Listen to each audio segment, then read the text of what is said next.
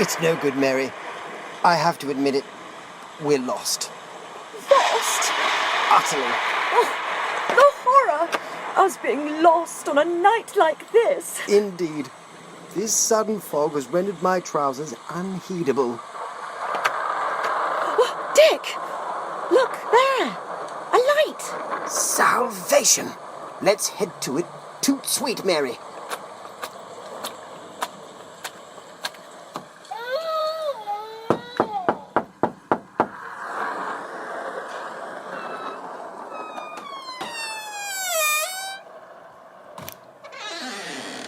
Good evening, and welcome to the movie Lighthouse. Halloween Spectacular.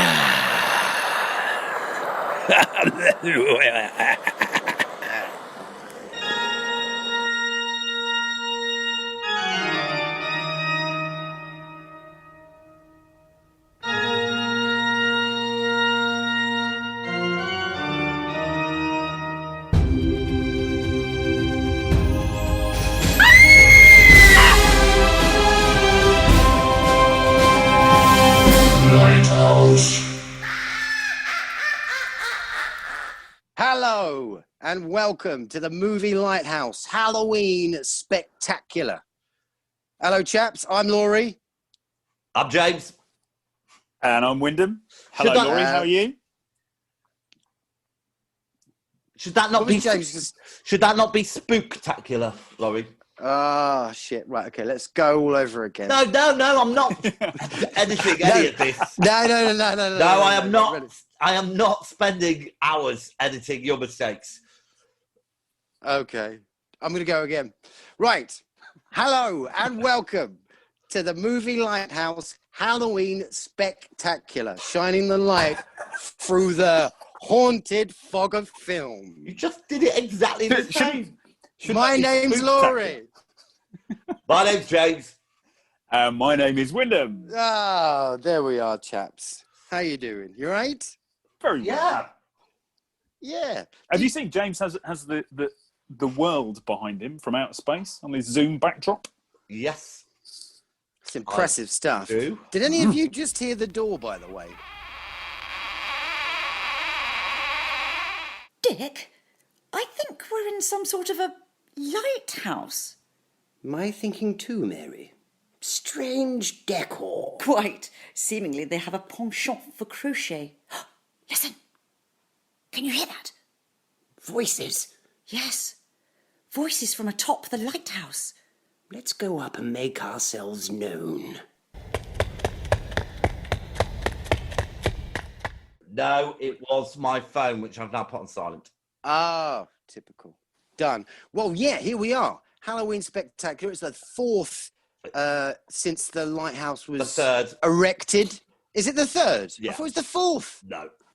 Oh, my goodness me. Shit. I need to break this calculator. Well, anyway, yeah, here we are. So, obviously, a bit of a different kind of a Halloween, I suppose, this year with regards to, you know, the limitations that we've got. You guys got any plans? How are you going to celebrate it? Or nothing at all? Yes, I've got plans, but I can't talk about them. Oh. Yeah. So we've been asked by our neighbours if we can throw sweets at their son. Yeah. Because he's 3, I think. So it's the first year that he's kind of got it and is excited about it. But obviously, trick-or-treating isn't really allowed this year. So it's going to be a quick WhatsApp to say they're at the front door. We'll open the door and then we'll throw some Mars bars at him. Well, I see. you could always cover the sweets in COVID and give them a trick and a treat. Or parents could just take their own treats around with them, surely. They did offer to buy the treats that we would throw at them. Oh, that's So cute. maybe, yeah. It's cute. It's cute. I was talking to one of the fishwives the other day, and I was like, I don't know really what we're going to do. And she's like, well, we're still going to dress up. We're going to go out, have loads of sweets and stuff, and just walk around and the amount of pumpkins we see or whatever, count the pumpkins. So it's kind of cute. It's still going on, but a much more sort of, you know, at home, Knock on the door and then introspective just affair. walk backwards, surely. Exactly. Yeah. Contact-free trick-or-treating. Yeah. Well, it shouldn't be really a lot of contact anyway. It's a bit wrong knocking on strangers' doors going, give me something, mister. Yeah. Give us something. Like a Love Victorian workhouse child. Please, Yeah. sir, can I have some sweets? Yeah. But that's it. So I imagine there's be a lot of people in just watching movies, you know, things like that. And I'm still trying to get my head around like the perfect kind of film appropriate for sort of 11-year-old kind of Halloween treat, but just enough that's going to scare the crap out of them, but not mentally disturb them. The Friday Event Still Horizon. trying to, yeah. Well, yeah. But that, you know, that it's something that's punchy enough, because I'm pretty sure I was about 8, 9, something like that when I saw Alien. It meant the world to me, that film. Amazing. Dark Night Scared of the crap out of me. Scarecrow. Get them to watch that. That'll scare the shit out of them. Yeah, Dark If they Night come of from the a farming Scarecrow. background. Okay. Or are you a farmer? No, you're a lighthouse keeper. I think I've farmed, but definitely, yeah. I'm not fully signed up to it. Right, let's crack on with the show, shall we, gents? Yeah. Yeah. Yeah. Mailbag.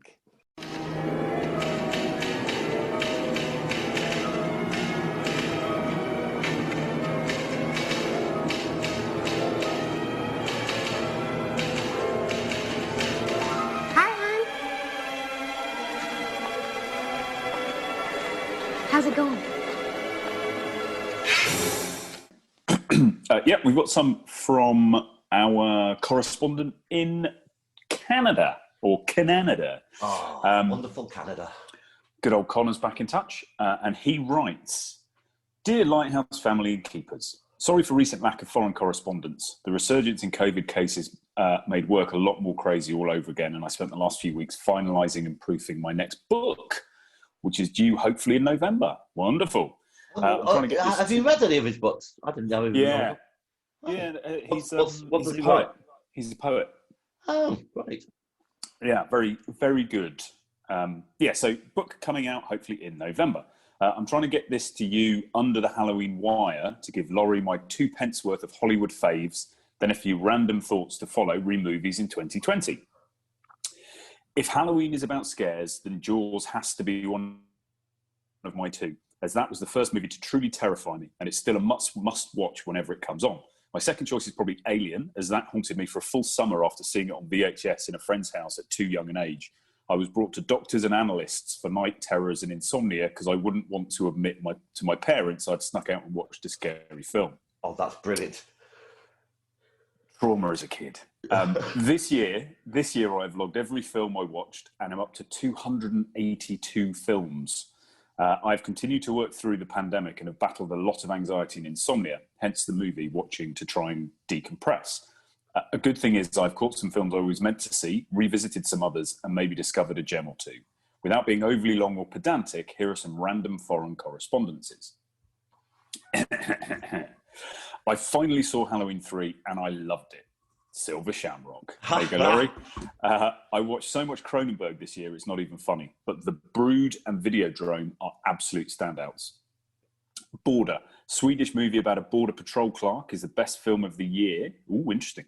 Harpoon, 2019. Basically 3 creeps in a boat is a hilarious, horrible, nasty little gem.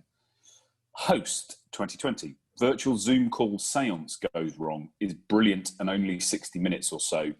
Because that's all it needs to be. Scare Me to Death, essentially a 2-hander with 2 hipsters telling each other scary stories in a cabin, is absolutely brilliant, and all because of the acting. This year I discovered Larry Cohen, so I watched The Stuff and Q the Winged Serpent. The Sixth Sense, first watching in 10 plus years, is a perfect film and may well be the greatest ghost story put to film. I've got to agree, it's bloody good. Yeah, It really is good. I mean, just to say his whole list is amazing. Yeah. This is essentially we're going to have to manipulate the balls. No, we never do that. The Changeling and Ghost Story, both from the 70s, are awesome little films that look like the 70s with beautiful light and snow and cozy interiors, and they are both great ghost stories. Ring is not that scary anymore. I've never seen Ring. Yes, it's good. Is it? Oh, no, to get out. As long as it's not that scary anymore, I might be all right. Eyes Without a Face, 1959. First time watch and fell in love straight away. Horror Noir is an awesome documentary on black representation in horror, from Birth of a Nation to Get Out.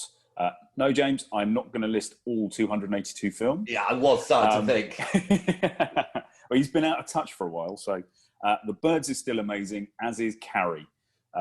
Magic, 1979. Anthony Hopkins is an unhinged ventriloquist losing control of To His Dummy is still so freaking strange. That sounds right up our street. Yeah, I've seen that one. It's brilliant. Is it good? Yeah. Drag Me to Hell, Sam Raimi, is nasty as fuck.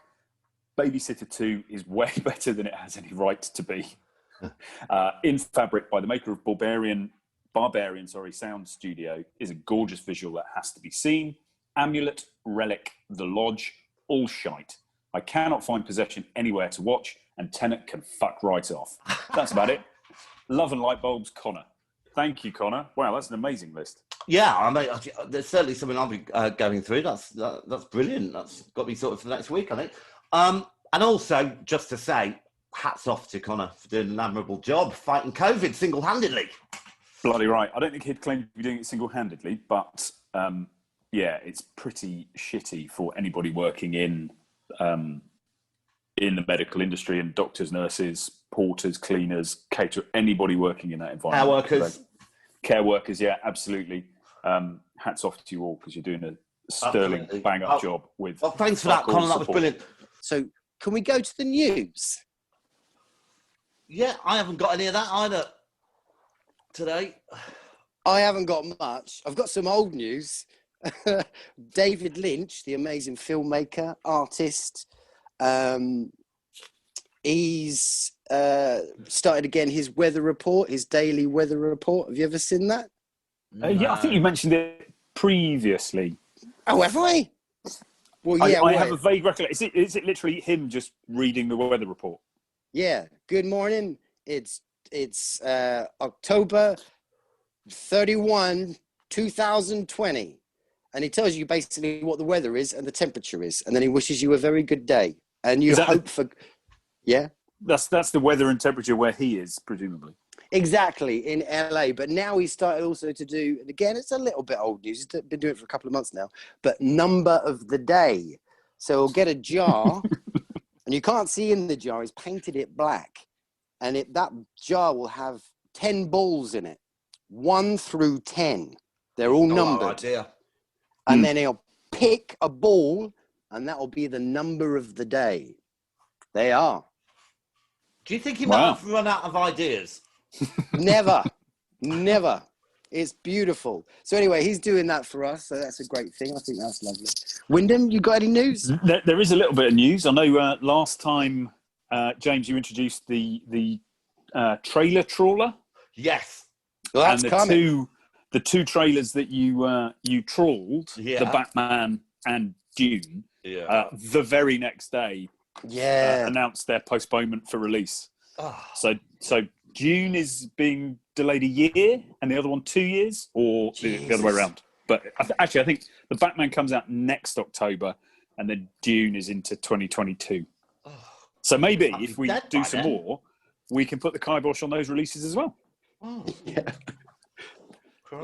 So it's a pretty punchy delay, isn't it? Yeah. Like 2 years. And the fact that the delay of the new Bond movie has effectively killed cinema. Yeah, that was mean of them, What? I thought. Yeah, all the big cinema chains and actually the smaller independents are basically saying, well, we're going to close then because we can't afford it. Yeah, Cineworld is shut. Yeah. Oh, man. Because they can't sustain it. Yeah, it was a pretty low blow, I thought, to do that. So what have they done? They've just delayed the release, and because of that, everyone's like, well, we haven't got any movies to show then, so you're screwing us. Pretty much. Is that the deal? Yeah, they don't want to compromise on their return, do they, at all? No. So I think it was Cineworld said they reopened after lockdown and were ramping up to the Bond release because they figured that would be the film that pulls everybody back into the cinema. Right. So they were in the ramp up mode for that, and then when whoever Thingy Broccoli or whoever it is, said, we're going to push it into next year, everybody went, balls. So they're not going to do it. The Cineworld is closed, and View, I think, is downscaling, and everybody is being laid off. Good times. Fuck balls. That's shit. That was shit news, you bastards. Well, it is Halloween. Hello there. I say hello there, kind sirs. Hello? Dick, I don't think they can see us. I don't think they even have a clue that we're here. Mary, you don't think that... We're goners? That we've cocked it? We're dead! Smells that way, Mary. You see, Gremlins 2 is on at the moment. It was the other day, I think. Yeah, it's on again today. Love what, Gremlins 2. on the telly box? Or... On the telly box, yeah. There's rumour that they're making a Gremlins 3. They should. Yeah, Stripe is back, and this time he's... Yeah, I don't know where they go, because Gremlins 2 was so postmodern and subversive. It's so weird. It was so good. So everything that was brilliant about the first one, like Phoebe Cates doing her monologue about her dad getting stuck in a chimney and dying, and then she starts doing it in the second one, and he goes, "We really don't have time for this." That's brilliant. Oh, I could hear the trailer trawler coming in, gents.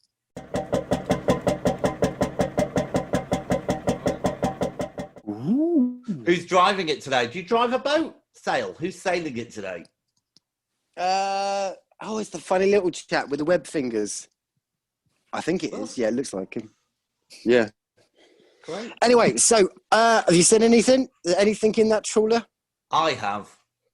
I saw a trailer called The Kid Detective, all about a guy who used to be a kid detective and was very good at it, and then when he grows up, he's not very good at it. Oh dear. Comedy ensues. Ooh. Who's in it? I don't know. Are you titillated by it? You might give it a check. Yeah, it seemed all right. Okay.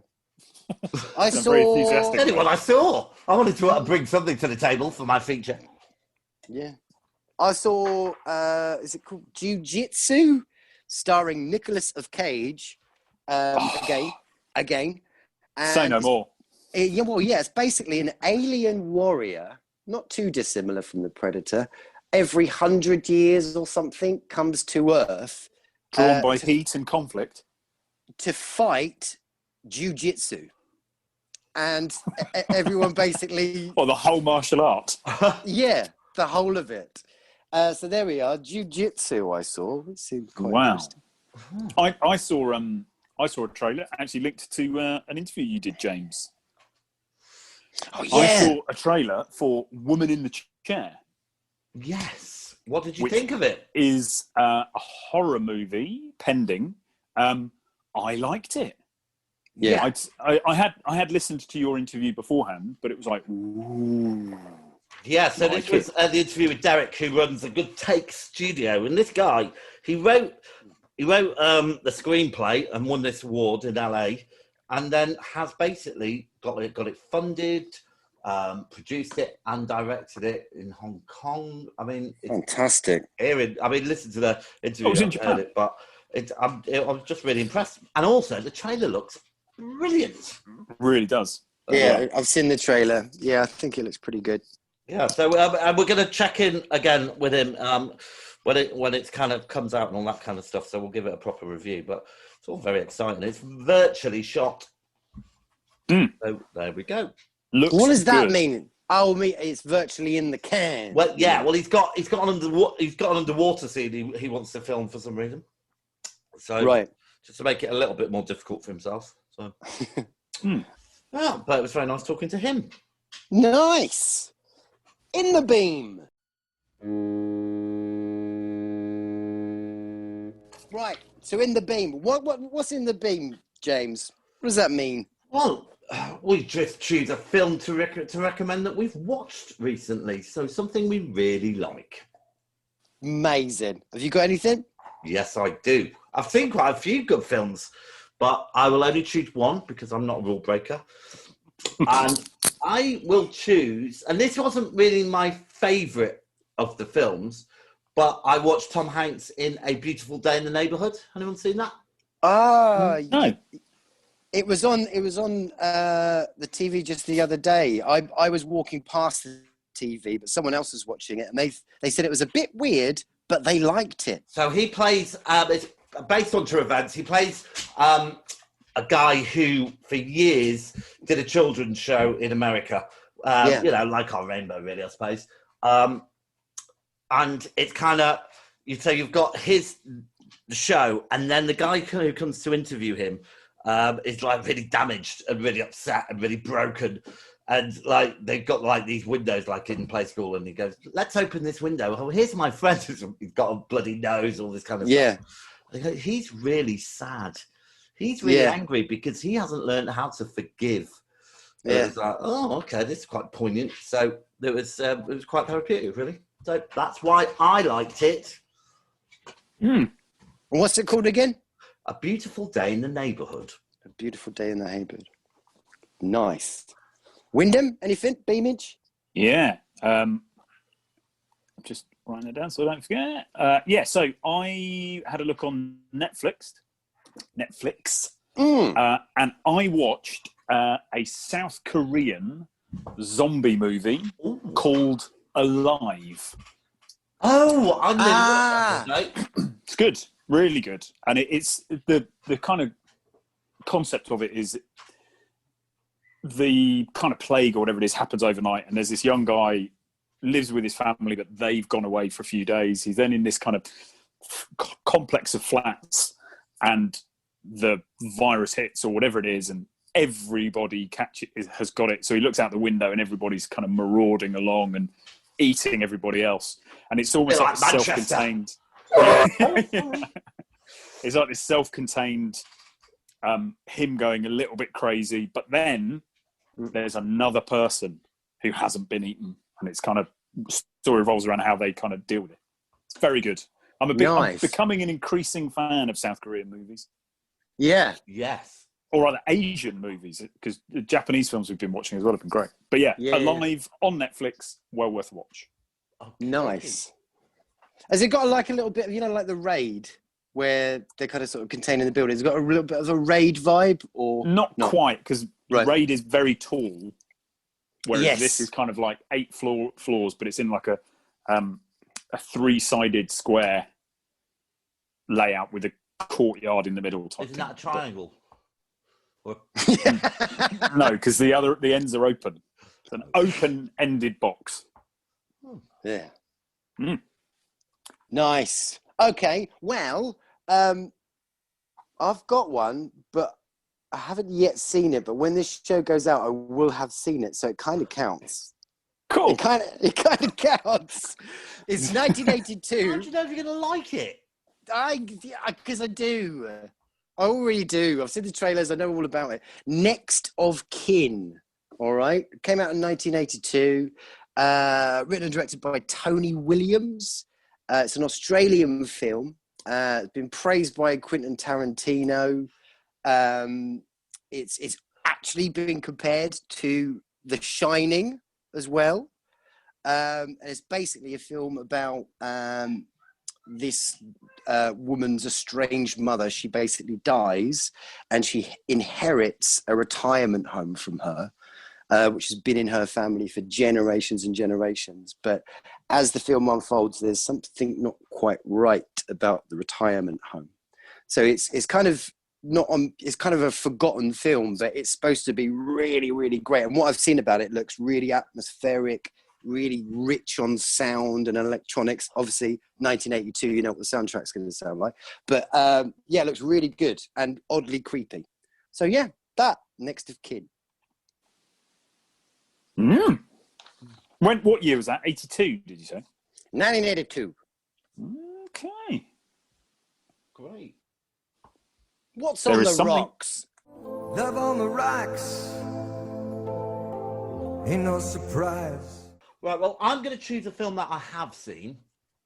Yeah, do that. Traditionalist. Again, I was about to choose one that I watched the other day on Amazon, which was just a bit of a daft film, The Lie.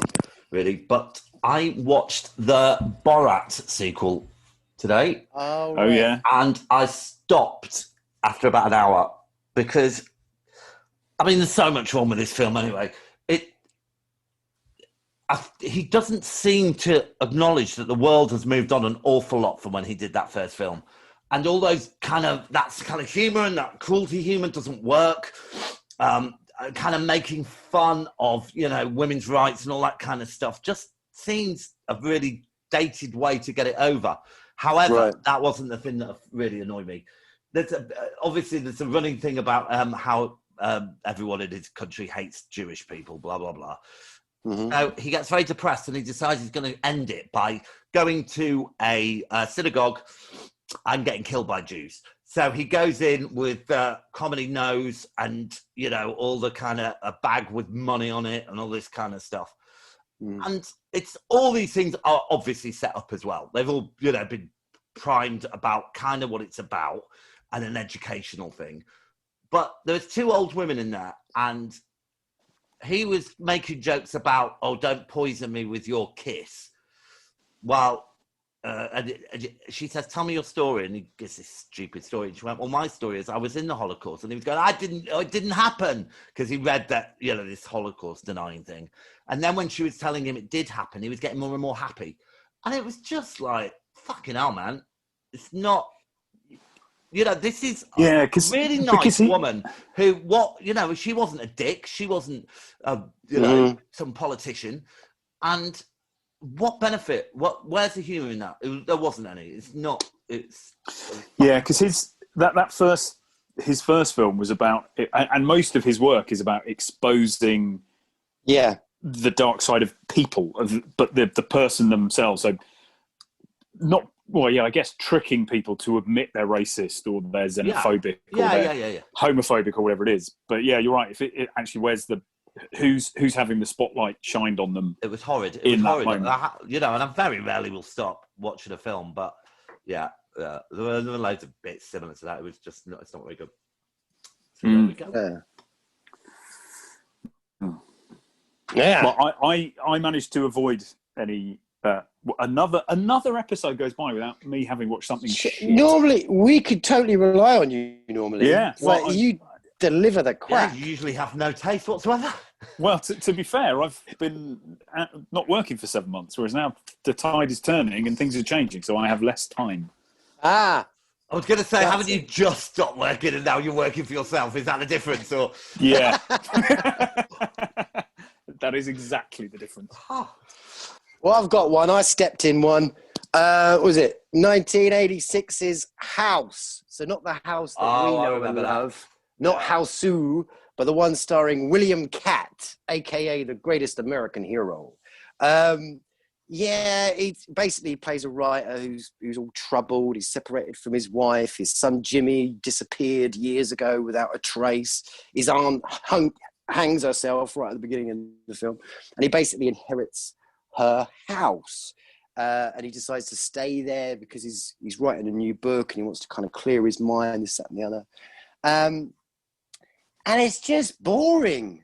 It's called a comedy horror. Comedy? No. Horror? No.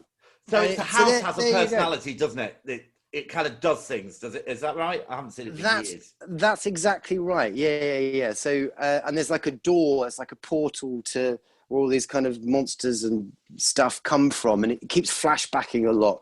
It flashbacks to when he loses his kid. It flashbacks to his wife, flashbacks to him in Nam and his mate, soldier partner who got killed, who comes back as a zombie. It's just, like I say, it's just dull. It's just boring. It's not comedy. It's not horror. Damn it. Does it have any connections to Houseu? Is it inspired by it or anything? I don't believe so. If there is, I can't see any of it. Deeply buried. I remember the VHS cover. I think it had like a rotten hand pointing. Ringing the doorbell. Like the National Lottery. Oh, look at Wyndham. Yes. We could see this. You can't. Yeah, that was exactly what I was imagining. Yeah. Oh. Nifty. But so I spent money on the DVD and I genuinely think it was that front cover that lured me into buying Good it. marketing department. Well, Yeah. so did you have high hopes for it before you saw it? Well, I saw it years and years ago when I think I was babysitting some But it's kids. fair to My say first you were babysitting gig. Is it fair to say you were disappointed when you actually watched the film? Yeah. Ah. Okay. Yeah. Just saying. 'Cause Anyway. I'd hate for your In the Bean choice to be such a letdown for you. It's a very good point. It seems a strong call, though. What I know about it, it seems very, very strong. Which brings us to our feature.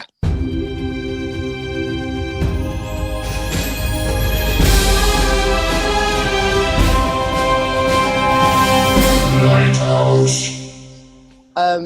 Damn bon blah. So yeah, I mean, unintentionally, this Halloween special has kind of become a bit of a ghost-themed one because of the choices, basically. You know, there were I don't know three. I don't know why you didn't pick Halloween 3. James and I were mad keen for you to do that. Yeah. That was our second Halloween special, wasn't it? When we It covered was. that. Yeah, it was. Yeah. But yeah, no, I would have quite happily done that again. But no, not today, Josephine. What have we got? So yeah, so it's got that sort of ghost vibe. So we had, what was it? Lake Mungo. That slipped through the net. We're not going to cover that today. No. I don't think we've got time. So we're going to push that to the side. However, I think what better time than right now than to have a quiz. A Halloween quiz. Just in case we haven't had enough quizzes over this period. Exactly. That's what I thought anyway. If I could find it, that would probably be useful. Right. From you guys, there's one rule. So rather than calling your name, could you make the sound of you in mortal terror? Okay, before you answer your question. Okay, James, could I hear yours? Who? James's sound of mortal terror. Yeah. Okay. Wyndham. Perfect. Got it. I've got my cadence. Right. Question 1. Who are you going to call? That was Wyndham. Ghostbusters. Hold on, I Correct. said it first. I heard his high notes before your strong I tone. was second before. You reckon? Anyway. I've got a longer shout, a longer terrified sound than James. All right. Okay. Look, because give yourself both a point for that one. All right. Well, you're writing them down. Okay. I've done it then. Right. Question 2. What 1977 ghost film was set to be Japan's answer to Jaws? That's Windy Bum. House-Sue. Correct. Question 3. What is the name of the ghost bartender who serves Jack? Hyman? Lloyd. Correct. The question was the ghost bartender who serves Jack his bourbon at the Overlook Hotel. It Although is it is Lloyd. a bit Well done, confusing Hyman. because it is Lloyd, but it's also the caretaker, isn't it? Well, no, the caretaker, he bumps into the caretaker. He's a butler, is he? No, it's the same guy. I know he's a butler. Oh, fuck, I don't know. No, Lloyd is not, it is not Lloyd. the butler. It is Lloyd. And then Jack Nicholson says to him, hold on, aren't you the caretaker? No, you're confusing me, sir, with somebody else. Then he gets into detail about how he murdered his wife and children. That's it. And Jack's the caretaker and always has been. Right, question 4. Whoa, my love.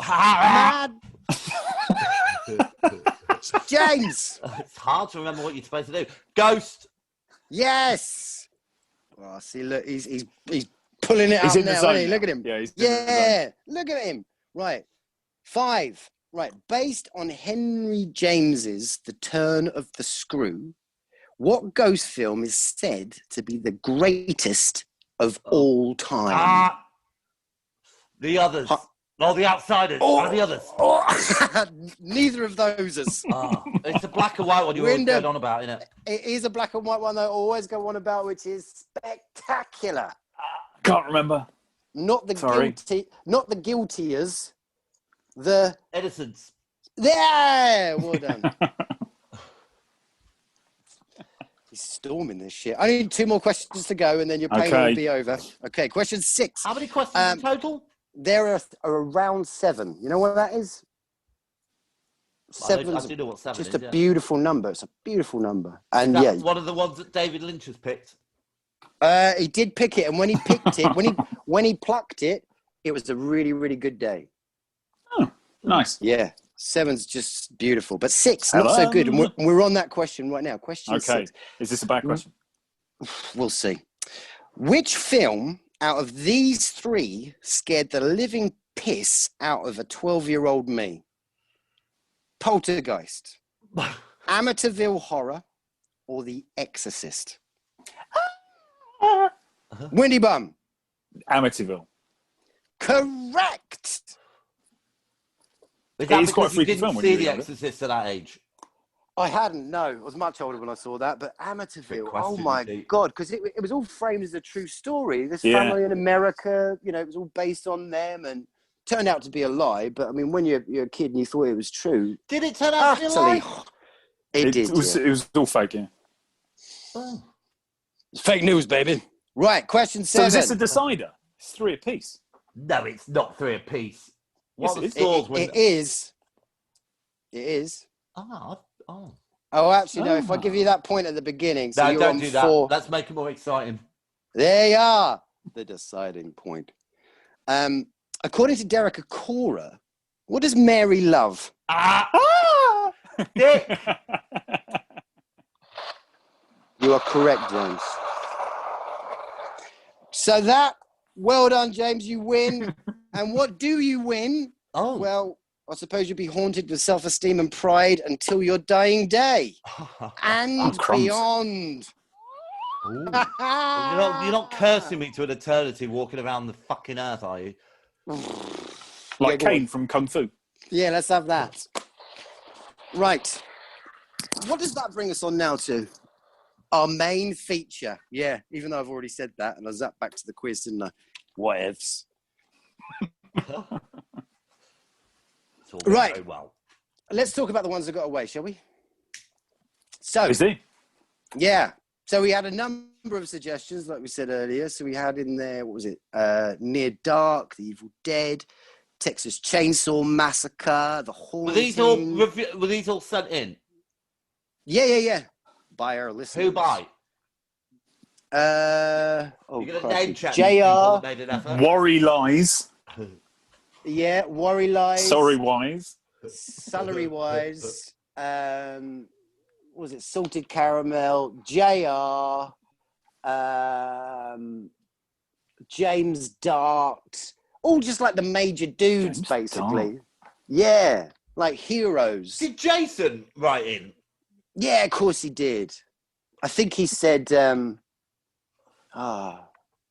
Rescuers. That's his Something like favourite that. film. Is it? I knew it. Yeah. It's probably why he So, said it. who recommended the films that we're going to choose then? JR's was The Woman in Black, and Ghostwatch. That was Salary Pies. Nice. Yeah. Oh, sorry. But then, like we said about the one that got away, which actually really was in the light, Lake Mungo. Let's talk a little bit about that. So basically, this is a Joel Anderson film, and looking into it, there's basically no information on this guy at all, which is a bit odd. Basically, this film is said to be one of the scariest films. Prove it wrong. Yeah, no, do it. Please prove me wrong. But one of the scariest films made of all time, from a lot of sort of credible critics. It's basically like a mockumentary, where you kind of like found footage. there's some parts Fucking hate of found footage. Basically, it's like no, it's not a found footage film. Okay. You're with this family, and they're talking about their daughter Alice Palmer, who went missing, and you slowly, as the film develops, you find out, okay, right, well, she died, But then what happened that night that kind of led to her death, and then you find out more about the family, and it shows a bit of like what's it called, recovered footage and photos of the family. And from what I can tell, I haven't seen it, but Oh, for fuck's sake! yeah, I haven't seen it. No, but you sent me a copy, so actually I'm gonna watch that as well tonight. Fantastic. But it seems like you know those wonderful books or whatever where you look at and they're like pictures of ghosts and stuff, and you don't first notice it, but then they sort of say look at them in the corner, and then you can see this face peeking out, or whatever. It's very much like that. Like your DVD shelf. Yeah, kind of. You know, looking at them, but not actually seeing any of the films.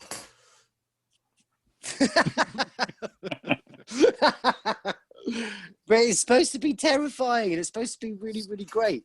So Lake Mungo, all right, deeply upsetting. I've got I was literally just read a little bit there, and his intention was that one, it was cheap and manageable to make because he couldn't generate a big enough budget to make a bigger film. But secondly, that if in 10, 15 years' time somebody found the film or came across the film, there'd be almost nothing around it. It would just be this weird, mysterious film that has appeared. So you saying can't find very much about him. He's got 2 directing credits, 3 writing credits. One is a short story back in 2002. Then there's this, and then he did something in 2013 or something as well. But other than that, it's like that.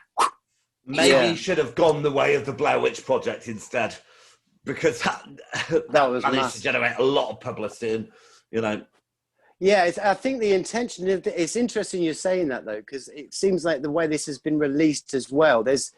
We couldn't find a copy at all. I mean, this one that has turned up. Thank you very much, James. Yeah, he's done a very good job of hiding his film. Well done. Yeah. But yeah, it does seem like that. So maybe it's a deliberate, Panos Kazmatos or whatever. I think there's a bit of retconning there. Oh, it's really hard to find my film. I did that on purpose. But it's honestly, it's a really, really rated film. Like really, really rated. Which is interesting. But like I said, like Panos Kazmatos, I can't say it. But Beyond the Black Rainbow, an amazing film, a beautiful, amazing film. Is it the same guy who did that? No, he's the guy that did Mandy. It was the film before so what's Mandy. That got to do with it? Well, I'm talking about the way he released it. He basically deliberately didn't mass release it, so it's really hard to get a copy of it because that's the way he wants it to be. So when they're all coming to him and begging him to mass release his film, he would say, no.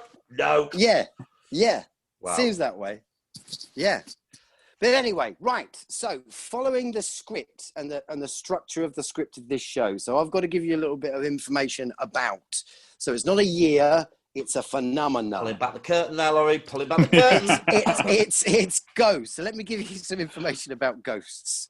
So sometimes known as an apparition, haunt, phantom. Hold on, let me write these down. Okay, yeah. Poltergeist, shade, spectre, spirit, spook, and wraith. Which is a brilliant film, Wraith. Wraith with Charlie Sheen. Charlie Sheen, yeah. Matt Charlie Sheen. Brilliant. I mean, quite shit, but great front cover. Front cover. I loved that outfit. Looks great. Sorry. A ghost is the soul or spirit of a dead person or animal.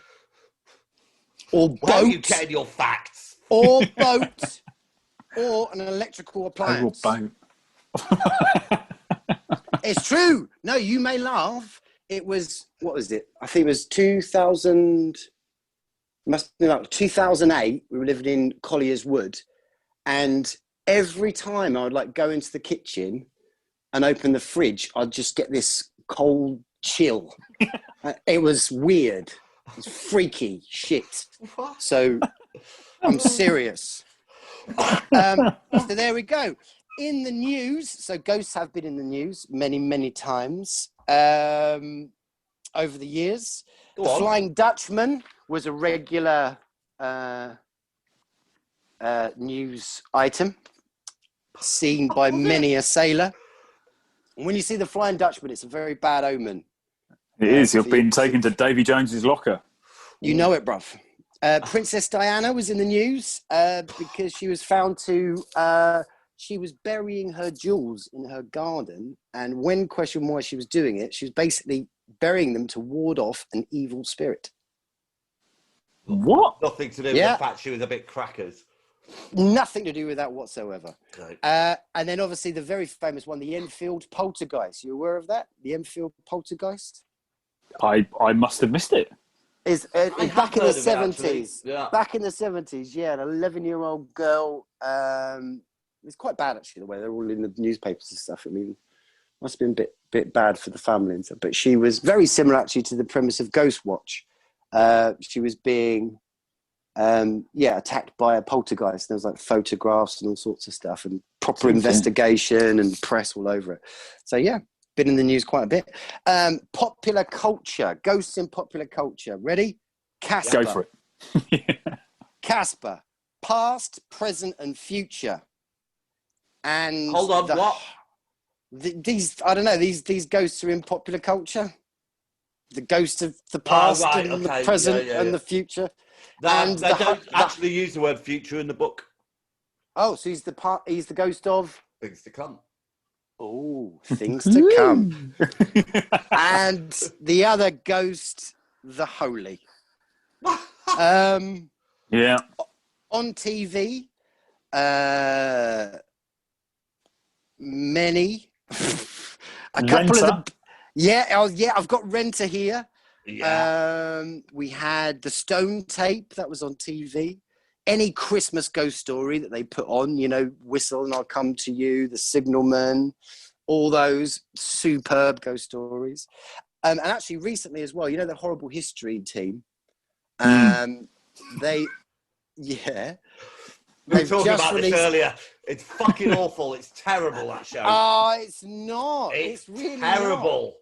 Not. It's like a really bad version. We're talking about ghosts on BBC One. It's like a really bad version of Heidi High. No, Yeah, I love it. I think it's great. No, it's not. Why is You it just terrible? like it because you feel connected to Horrible Histories. Is that what it is? Yeah. It's really. not. And Whether I also, challenge you, watch an episode. It gets 7.9 out of 10 on IMDb, which is a pretty punchy score. Mrs. Brown's Boys is one of the most popular things of all time. Oh, all right. All right. Yeah. Okay. That was a low blow right there, son. Jeez Louise. Right. Music. Ghost Riders in the Sky by Johnny Cash. Got any others? Well, Johnny, Remember Me, I suppose that features a ghost. Tell Laura I love her, that features a ghost. Yes. Earth Angel, that features a ghost. A lot of 60s story songs feature ghosts. Yeah, well done. Wow, you nailed it. Who Died? They all did. The top 5 grossing ghost films we've got here: The Sixth Sense, Ghostbusters, The Exorcist, What Lies Beneath, The Blair Witch Project, The Ring. So there you are. The Exorcist isn't about a ghost. You did mention ghosts. Oh, yeah. I actually, when I wrote that down, I was like, "Is that a ghost or not?" Yeah, so you'd say it isn't. No? Oh, no, Ring It's a demon, isn't it? Yeah. It's a possession movie, not a ghost Demons movie. and ghosts. Are demons ghosts? No. No. Demons are Frankly. not. If your definition of ghost from your fact sheet is correct, which is the spirit of a human, an animal, a ship, or an electrical appliance, demons are not those things. Nope, they are not. So They are born from the depths of hell. Okay, shit. I should have known that, shouldn't I? Yeah, pretty much. Well, there we are. I shouldn't have included The Exorcist. Bleep that out, would you, Himes? That would be great. Nope. Okay. Which brings us to our first film, Ghostwatch. Yeah. Yeah. Can we play a clip?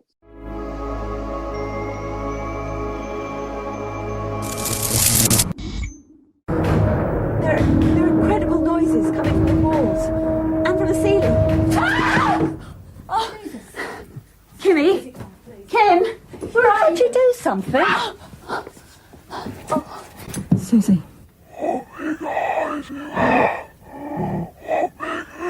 Stop it! Susie. There we are. Listen to that. Great. So it was released on Halloween night back in 1992 on BBC One. Only ever aired once on the telebox. Director was Leslie Manning. The writer was Stephen Volk. Produced by Richard Broke, Ruth Bermergden, and Derek Nelson. I think the reason why I've flagged the producers is just because, like, wow, putting this on is wow. I don't think we'd be able to see this kind of stuff nowadays. But anyway, it's amazing. Music, Philip Appleby. Budget, not a clue, but I'm sure that the license payers... What? Maybe a bit more. But I'll put here, I'm sure the license payers would see the value of it. All right. International box office. Well, it received over 30,000 calls to the BBC switchboard in the first hour. So definitely affected a lot of people. So if it was an international box office thing, I think it would have been a hit, in my opinion. Awards, well, it's been heralded as a direct inspiration for several other kind of things. So the Blair Witch Project, people actually admitted that they saw Ghostwatch and was an inspiration for them. The Inside Number 9 guys, I don't know directly, but watching their episode Deadline, that's got to be their Halloween special was complete homage to that. Yeah, totally. And that is so good. That's such a good episode. And it proper tricked me, actually, with the whole sort of interference stuff. I was like, I kept deleting the file and downloading it again because I thought it was corrupt. Yeah, I think it tricked me as well, actually. Yeah, brilliant. Oh, yeah, it did actually receive, it's called the Year's Best Fantasy Horror Award in 2007. And it was nominated for a Horror Writers Association, whatever those people are. Rotten Tomato, it gets 76%. Sequels and spin-offs in 2012, Ghostwatch Behind the Curtain, which is basically chronicling the making and the reactions to Ghostwatch. It's probably quite interesting to see, actually. And in 2008, also there's a thing, Ghostwatch BTC, which is a channel that they launched on YouTube, which is, you know, all about people sending in videos of paranormal activity, supernatural stuff like that. So that's Ghostwatch BTC. And other sequels and spin-off, Britain's Got Talent. Yeah. And notable actors, Michael Parkinson, Sarah Green, Mike Smith, deceased, Craig Charles. Is Mike Smith dead? Yeah, I should have broken it to you a little bit softer. A little bit softer, sorry. yeah. I know, I just went straight for... I'm sorry, bruv. Did Sarah Green get It wasn't remarried? a helicopter. I don't know. I don't know. I had a very significant thing for Sarah Green at that age.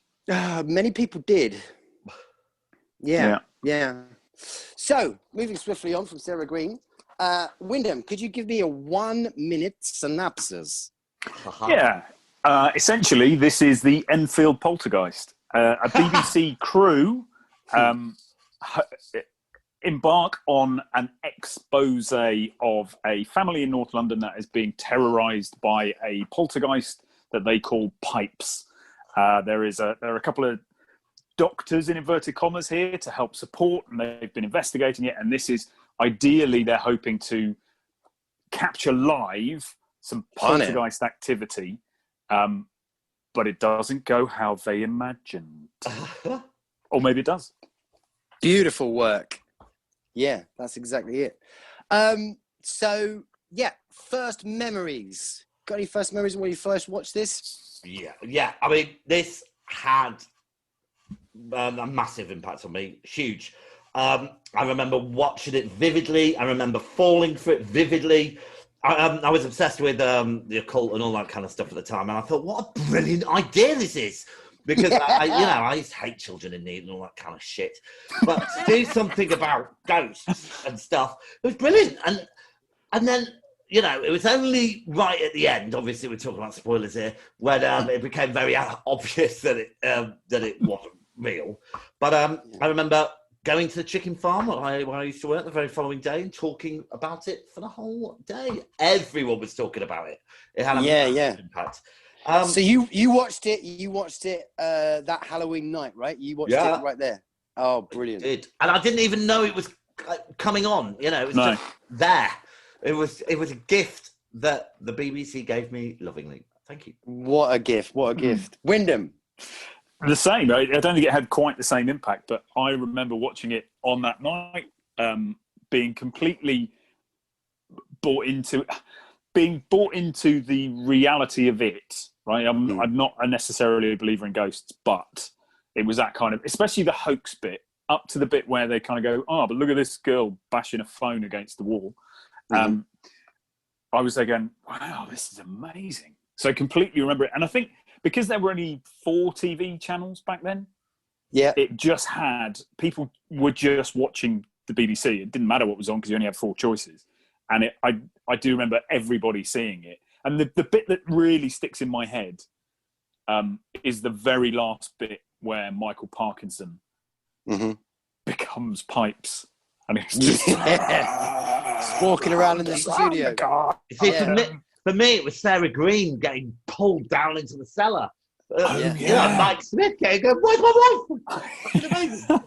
Yeah. For me, I think it was probably just the image in the room, you know, by the curtain. I mean, that really stood out for me. Because people wouldn't, you know, it was live, and we obviously have VHS players and all that kind of stuff, but the image was there. It is there. Yeah. You know, it's brilliant. It's very soft. Yeah, they really play around with it. And also the bit when they're back downstairs in the kitchen diner bit, and they've got a shot on Sarah Green, but it's got a reflection of the patio window, and between the cameraman and the sound man, he's there. Is the image, and you kind of go, is that what the fuck? And then as it pans around, he's gone again. It was like, Was there a bit when he's crouched? There's like a crouched on the banisters. Oh, probably not if you haven't. Well, I luckily enough, I watched that same night as well, so that's great. All 3 of us in the room, you know, that's amazing. In our different parts of the UK, we were sat watching the same time. So wonderful, wonderful. I mean, we to this moment. We videoed it, and again, everyone was talking about it, and we kept sort of watching back the tape and saying, "Oh, it's there!" And then even to this day, I mean, like watching it just a couple of days ago, there's so many bits where I didn't notice, but he's standing there, or this thing's there. So when you say about him being on the top of the landing, very probably there probably is something there. So the more you watch it, there is still like little details and stuff that they've put in there. And that really did scare the shit out of a lot of people who just thought it was just a TV program and nothing was going to happen. You know, they did so cleverly. They filled the time they had, you know. I mean, it looks a lot smaller than I remember, but I suppose it was before X Factor and all that kind of stuff. The studio looks tiny, and I remember it being massive. And the crowds outside, I remember being massive. It's about 6 people. But I mean, like, framing it with Michael Parkinson is a stroke of genius. Absolutely you trust essential him. To the success of this. Without him, it doesn't work. But in fairness, I think all 4 of them are brilliant. You know, having Craig Charles out on the street, it was perfect. You know, that guy who's not alive anymore. What's his name? Smithy. Yeah, I forgot about him now. Having him on the phone was brilliant. But I thought Sarah Green gave an amazing performance. Yeah. Didn't she? Yeah. I don't know why she didn't get the This Morning job, really. in hindsight, when you watch it again, the kind of off the cuff, we're proving this is live and real, is a little bit laboured. But I think that's only because it's now 28 years later. Yeah. And we're just a bit more sophisticated as an audience now. Yeah, I mean, you could look at a critical eye at some of the performances through the idea that they're acting. Maybe a couple of times with the kids, but actually they all do a blindingly good job. They do. Yeah.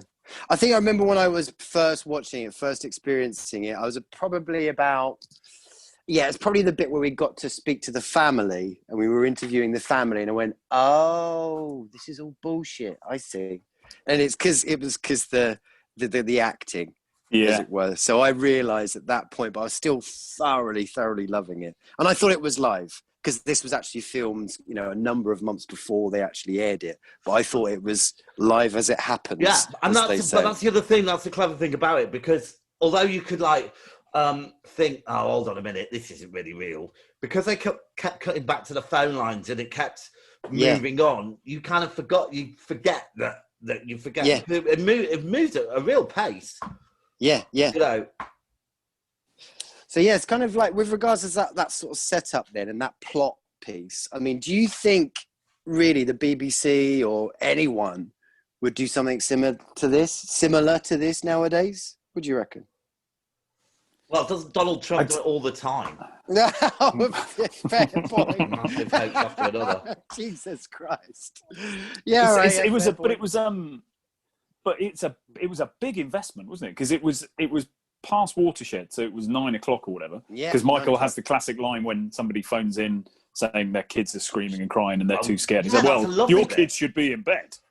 Yeah, so he's being a bit of a twat at that point, isn't he? Is that okay? Well, but he's holding the show together as well. He's holding the show together, yeah. And you can see his brain working, thinking about, what's the ramifications of this phone call and what's going to happen. And obviously trying to reassure the woman, and this is a script, but assure the woman that it's fine. And then you've got. Go on. The great bit about it though is they clearly. The script for Michael was meant to emphasise all the things we know about Michael Parkinson. So one, he's a really safe pair of hands because back then he was the biggest name in interviewing, certainly on TV. Trusted pair of hands. He always had a bit of a wry side to him whenever he was interviewing something, so he could find the funny. So there were bits where he was kind of chuckling a little bit. And, you know, so he managed that bit. But he was also he'd challenge when he felt something was a bit stupid. He would challenge, oh, come on, really, are you suggesting this? So there are 2 or 3 times where he challenges Dr. Lynn and he challenges the woman on the phone. And it all just plays into his character. Absolutely. But again, I think they all do that. Certainly Craig Charles and Sarah Green play to those kind of strengths. And I think that's none of them were actors except maybe Craig Charles, but he was known for doing loads of presenting at the time anyway. Yeah. See, I think that's a really interesting point because the actress that plays Lynn Pascoe, the doctor, who's been supporting this family and she's very open, not a cynic or whatever. So her acting style, so she's a trained actress, it sort of almost jars because when she's having an argument with this skeptic over in America or whatever, going, this is all baloney. She's kind of sort of goes into this big kind of monologue and gets a bit angry and all that stuff. And it really jars. It kind of stands out where it hasn't got that realism, that sort of realistic part that obviously Parky, Sarah Green, Mike Smith and Craig Charles to a degree. I think he's less out of the others. But you can tell the actors and then... but again, that's hindsight as well. If you're given an environment where, say you tuned in like 10 minutes into it or something, and you're seeing Parky interviewing somebody who's talking about that, there'd be no reason to kind of scrutinise it in the way that people did. Just that American guy, he went on to great fame. He played the President of the United States in Series 3 of Doctor Who in 1 episode and got killed. Wow. Oh, crikey. There you are. See, you were sudden with your death stuff then. God, too shame on me. Crikey. There we go. I did it, in that whole kind of as soon as you've seen it and you know that it is a spoof, you then cannot unsee it. So you obviously, as you've been saying, you pick up on her monologuing, you pick up on a bit some of the performances, you pick up on this, that, and the other. And I picked up on the lack of time delay between the UK and New York. Yes. Yeah, that would never have happened. What were they thinking? It would have been 20 minutes of him going, What? Are you there? Are you there?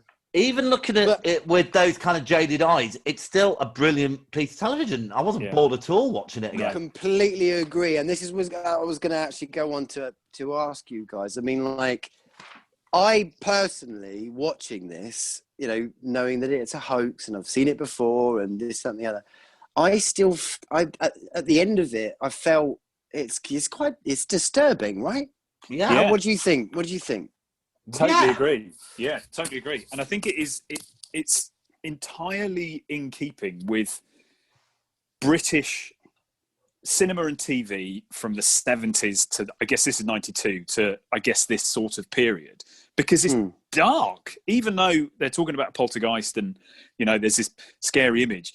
Things that people are talking about as a kind of backdrop, as a frame of reference for it, are really dark. There's multiple references to, you know, you always hear about and read about people being knifed in the street. You also always hear about the dangers of living in London. You hear about paedophilia and child molestation, and you're there going, fucking hell. Yeah. So the Pipes character is actually quite an interesting idea. Actually, this guy is he's mentally disturbed. He's suicidal. He's dangerous to others, and there's an older ghost. This woman, Mother. What's her name? Damn it, Mother. I'm not going to say Hubbard. Damn it. Superior? Mother Superior. Basically, she's a child killer. And that was years and years before. So again, in Fox Hill Grove, is it called? Yeah. Fox Hill Drive. Yeah, she was this old character that lived in that house. Yeah, and they told that information came out brilliantly. The other thing as well is what they did something that I don't think we've ever really seen before. So when you get famous people playing themselves, i.e. Matt LeBlanc in that episode show, or extras, all that kind of stuff, they're always playing heightened versions of themselves. Yeah. And it's weird. I always find it very unsettling and weird. That didn't happen at all. They played it absolutely straight, even with, God, I can't remember his name, Mike Smith, when he was starting to be worried about Sarah. I mean, it was very naturalistic. Yeah. And Craig Charles doing I've been brought in to be a bit disruptive and not believe and wind everybody up, so that's what I'm going to do. Yeah. Oh, he was annoying. He was a bit annoying for me. I thought he was perfect. I thought he was great. But going back to that, it was Mother Seddon's. So she lived in that house, and then years and years later, this mentally disturbed guy went in, and obviously there's some sort of possession that she overtook him, and that's why that sort of alludes to why is he wearing a dress, and why is his face all gnawed to pieces, and it was something about rats, wasn't it? That was cats. He had 13 cats. And died. There's actually a great line around that. He was banging on the pipes or something, wasn't he? He was down in the cellar. What's the name of the cellar? What did they call it? I've forgotten. Oh gosh, if you're talking about this, because this is my memorable line, because this was a massive mistake here. My husband had a dark room under the stairs. The glory hole, I used to call it. The glory hole. So this does beg the question: when was our modern understanding of the glory hole invented? Well, they kept saying it, so they must not have been aware of it. There's one bit when they challenge. Susie is the older daughter who's just at puberty age, and that's supposed to be attracting these poltergeist spirits. They've just found it's a hoax. They've no, pan down and left, and there she is hiding behind a door, banging on the wall. And that they challenge her a bit, and the mother says, "If my Susie's funny, how does that explain the glory hole?" And that means something very different today. Oh my lord! Yeah. Oh, that was Isn't it wonderful? Wonderful. I mean, one thing I also do want to point out. So remember going back to Quatermass and the Pit. That we reviewed in the last episode. So at the end of that film, there's a part where the TV broadcast is allowing effectively this entity to go out and affect everyone's minds that's watching the TV. Yeah. And again, actually there's a very similar thing again with Halloween 3. So Nigel, I've got to say the guy's name because I freaking love him, and I actually want him to be an honorary lighthouse keeper, if that's all right with you two. No, because they have to be alive. I thought about this the other day. We can't have lighthouse keepers that are dead. Because what are they going to check the light? Nigel Neal! He's dead. He can't do it. Okay, all right. Well, basically, the concept of this television broadcast going out and affecting people is in Ghostwatch. Because as this TV show starts going on, people start calling in more and more, and supernatural phenomenon is happening to them more and more. So like someone's coffee table smashes to pieces. But that was also a sign of the times as well, because during that time we had Yuri Geller everywhere, didn't we? Telling you to put your broken watch on the Sun newspaper at 12 o'clock. Yeah, that's right. Yeah. You know, it was, that sort of thing was in popular culture at the time. Yeah. But again, it's just like a very much Nigel Neal, said his name again, kind of concept, that gathering, that seance, and then obviously it culminates more and more, and the Pipes manages to get to the studio itself. It's now in the machines, I think. But they had to do that. They had to do that because an enormous seance. They had to make it kind of clear that, hold on a minute. Yeah. If they'd have just ended it when Sarah went missing or something and did the blowing around the studio, it would have really freaked people out. It'd be like a fight. Oh, right. I see what you mean, actually. It would have been even more kind of disturbing. Yeah, it had to allow people to go, hold on a minute. Right. So that last scene, you see the camera's all completely askew now. So you can only see Parky's chest and a little bit of his mouth.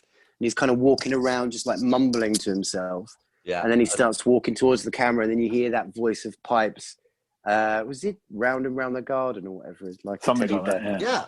Imagine if you're like 60 or something and, you'd fucking be shit scared, wouldn't you? Is that the age that you lose your... Well, I'm thinking if you were 60 back then you would have been that's like 30 now. in like the 60s. And, I've worked it all out. Okay, brings me to my next question. Is this applicable to show an 11-year-old kid at Halloween? So I would have been 17.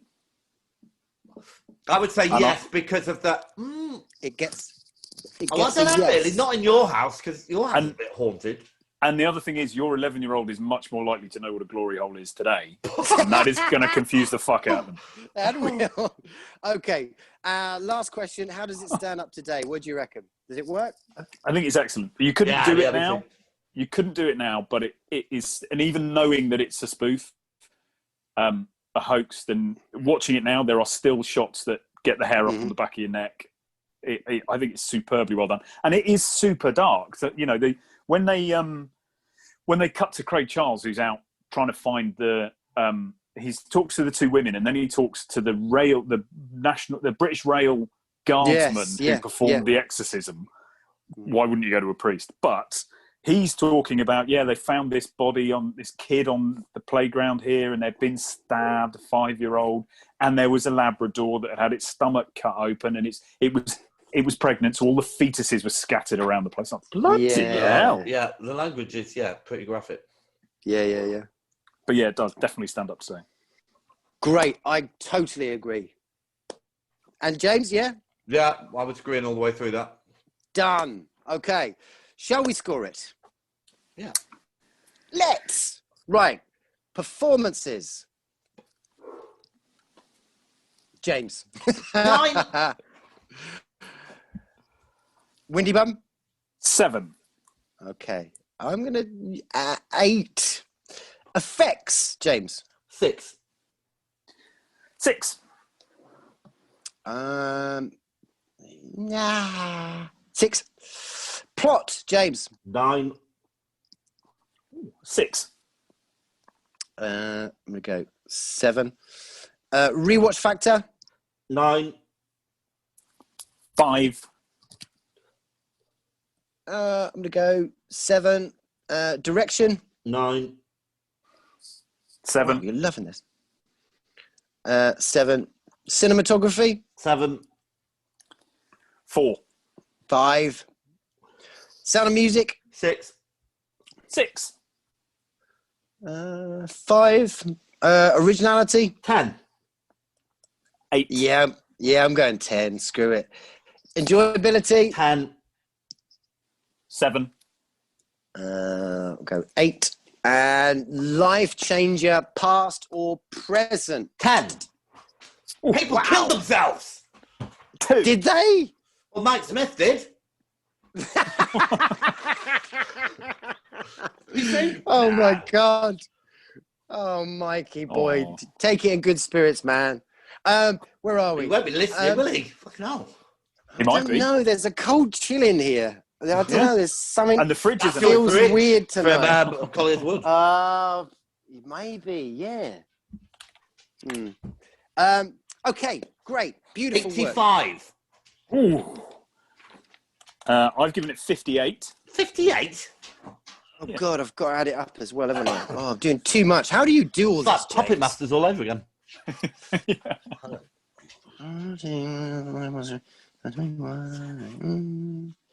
Hey, Columbo. 40, 45, 60, around 70 from me. Oof. Okay. 71.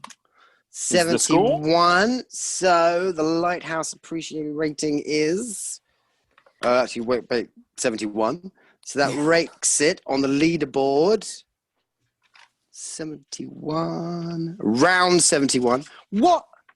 Oh, actually no, that's the full leaderboard. So our current season, it puts it above Spinal Tap, but just below Wreck. And then on the full leaderboard, it puts it even Stevens with Phantom of the Paradise. Yes. Wow. Yeah, that's a nice place to put it. That's a good performance. Well done. Well done, gents.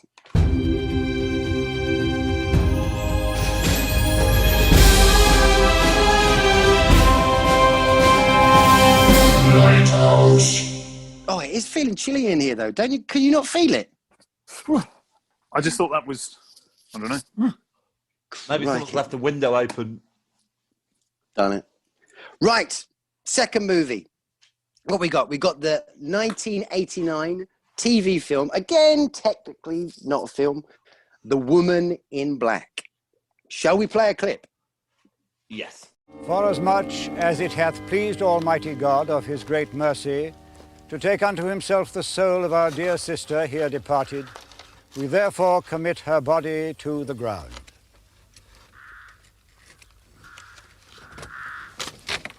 Earth to earth, ashes to ashes, dust to dust, in the sure and certain hope of the resurrection to eternal life through our Lord Jesus Christ, who shall change the body of our low estate that it may be like unto his glorious body, according to the mighty working whereby he is able to subdue all things to himself. There we are. So, Woman in Black, it was released Christmas Eve evening on ITV in 1989.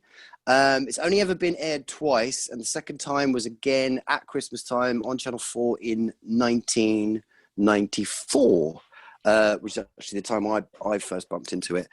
Director Herbert Wise, the author of The Woman in Black, Susan Hill. Screenplay, can you guess who? Yes, I'll Was make it that Neil. guy who did... Nigel Neal! Wait a minute. Yeah! God. I might just get a tattoo. That might... that might do it. Music, Rachel Portman. Budget, not a clue, but I'm sure that the advertisement's payers saw the value in it. International box office, again, tricky one.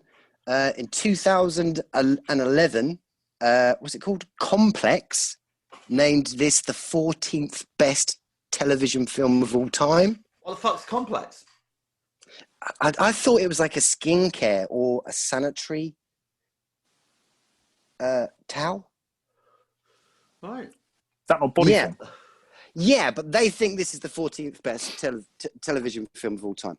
Awards, it was nominated for 4 BAFTAs: Best Design, Best Sound, Makeup, and Original Television. Did it win any? It was no.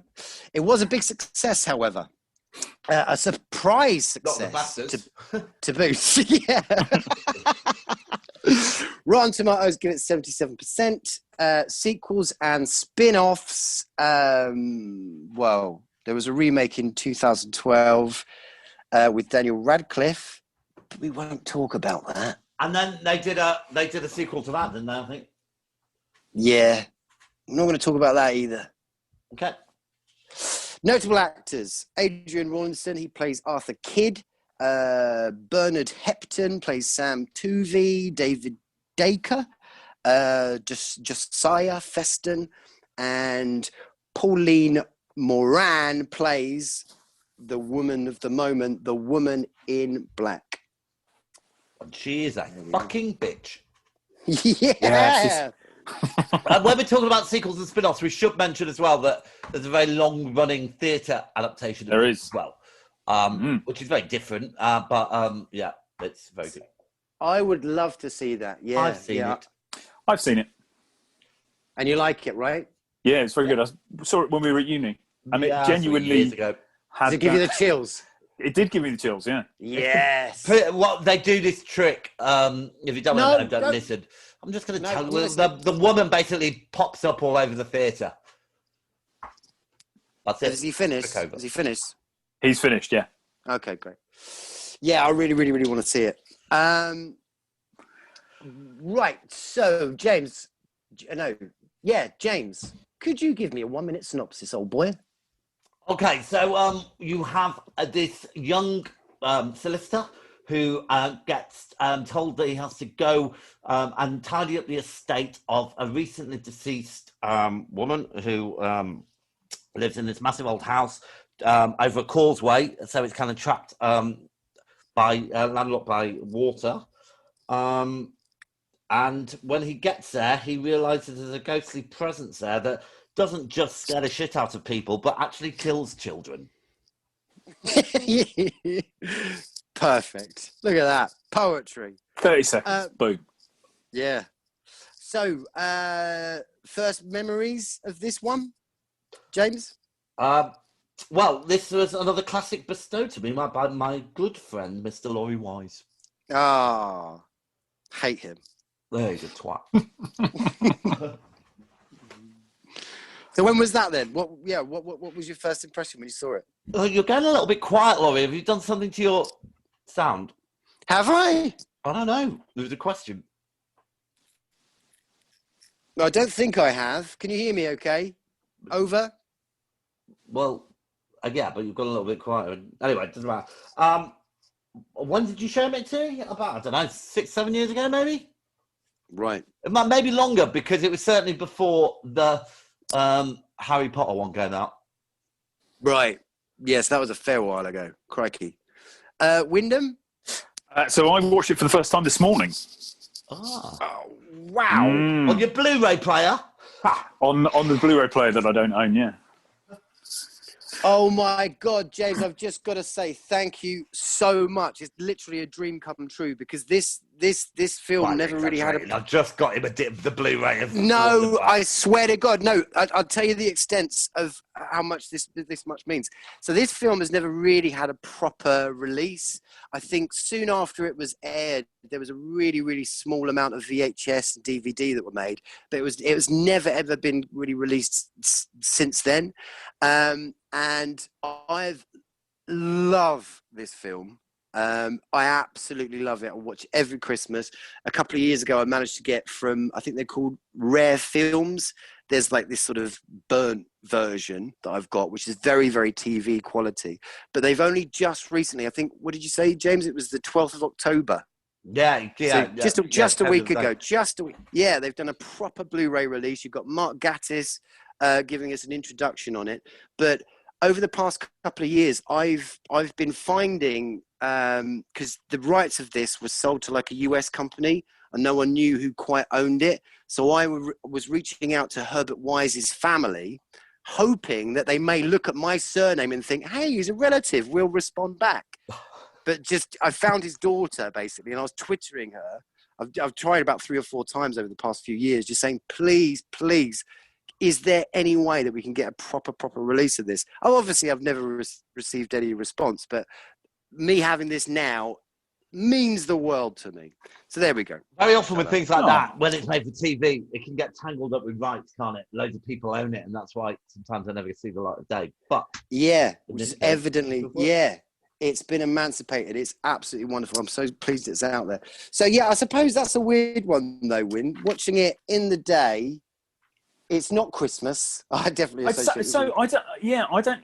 quite understand the ghost story link with Christmas. Not just with this, but in other things as well. But so I watched it this morning, and I have to say, the older I get, the more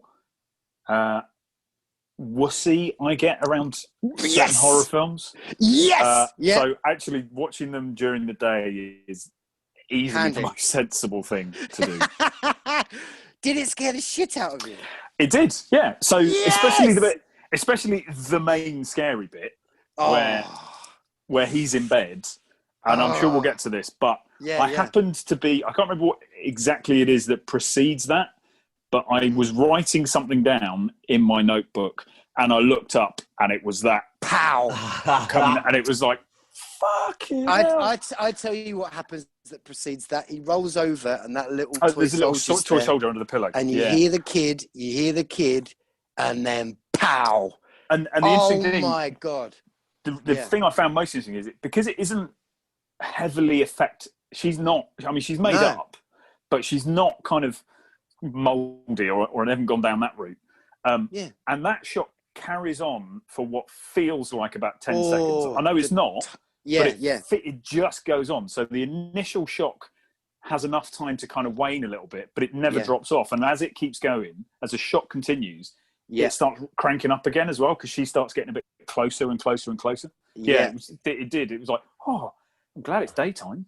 Yeah, I know I'm very conscious we've gone straight into that kind of bit, but that scene, the sound, the timing, and like you say, there's a relentlessness to that shot, and the sound and the pace of it, the framing, the costume, the acting, it's just wow, because it's a very different image that you see of that woman in black that you're kind of used to. She's quite composed, not necessarily composed, because when you look at her face up close, there's this evil intensity, this hate that's in her, but you know, she's dressed in a black outfit and all that. But then in that scene, it's like this almost like banshee witch.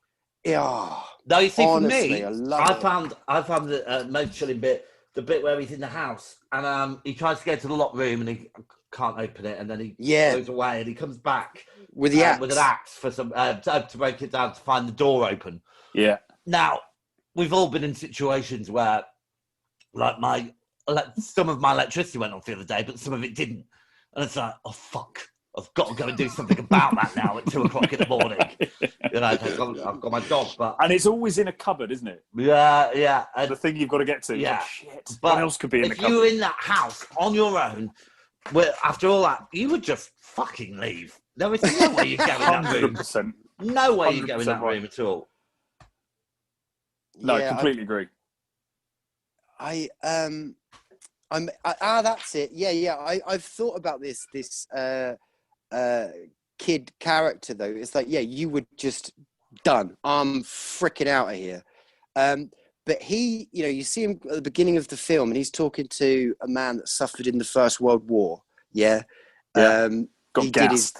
He did his bit. He'd been gassed. He's suffering, so he knows. And he's like the kind of lawyer that's kind of, you get the impression that he's on, you know, the working man's side. Well, he's a lovely guy. He loves his kids. Yeah, you know, exactly. Just saying that about mentioning the First World War. Also, I really like the way they talk. That they were talking about Chaplin's new film and stuff.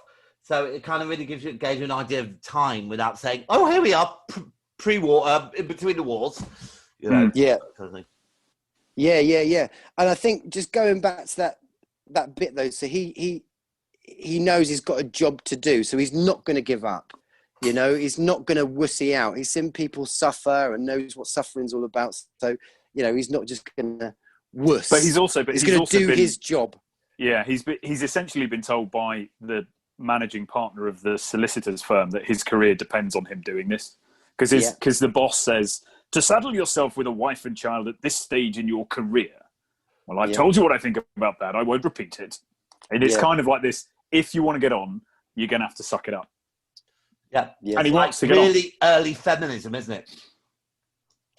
Yeah. You know, because they say, you know, if you want to succeed, you should be having children. Yeah. But I mean, like, his boss is a proper arsehole, and he definitely knows about, you know, this Miss Drablow, and he knows about Marsh House. Yeah, well, he tells him in the end that he knows. He does. Yeah, but even at the beginning, when he says, "I've got stuff to do," he says it in a suitably vague way that he definitely doesn't have anything to do. Yeah. And that's it. So obviously, kid sets off. He gets on the train. He bumps into Tuvey on the train, and obviously, you get the idea. No, Tuvey knows something about Miss Drablow, and again, he does a really good. He does a really good. Do you now? But when Arthur Kidd says, "I've got to go to this house." Do you now? Well, He just waited in such a way. It's like, oh shit. Yeah.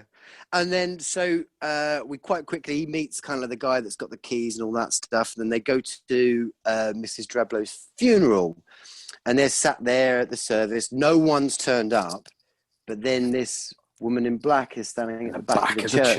And look, that is inspired. You've got the ghost around right at the start of the film and in broad daylight. Yeah. You know, that's kind of like better off at that point, then, isn't it? There's very few bits where she is in the dark, is it? I don't know. Yeah. Other than when he's in bed. Mind you, she is in black, so you wouldn't see her. But there's definitely a feel to this film that as it goes through, in all of the shots, there's almost like a weight to it that says she could be in this shot. Yes, because she could be somewhere. It's very subtle. Yeah, and sometimes it's kind of like right on the edge of shot. And then there's one where there are two mirrors. Yeah, there are two mirrors in one of the shots, and you're there going, I spent my whole time flicking from mirror to mirror, just going, be prepared. Yeah. Did Louisa not sit and watch this with you? She did not, no. That's half the fun. What, scaring the shit out of Louise? Yeah. Well, you would know. But that, so soon after that church scene, Kip says to the other guy, oh, there she is again. I see her again. She's standing over there. And he's like, what? Don't look at her. Don't look at her. And then you learn that there's this kind of like local legend in the town.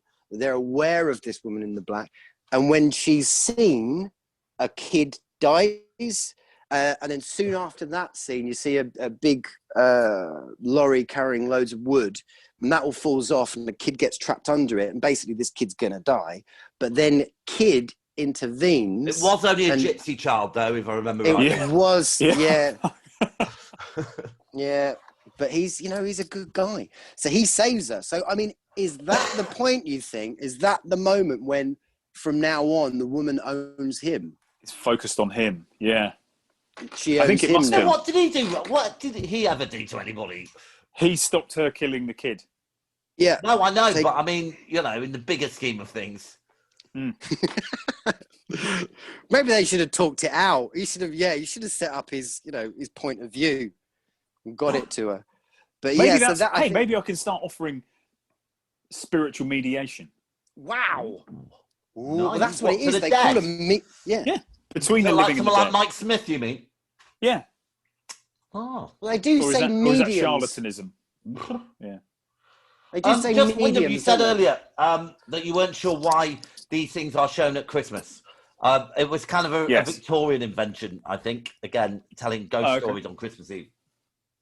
Huh. And I'm sure Charles Dickens had a lot to do with it. Christmas I imagine Carol. so. There you go.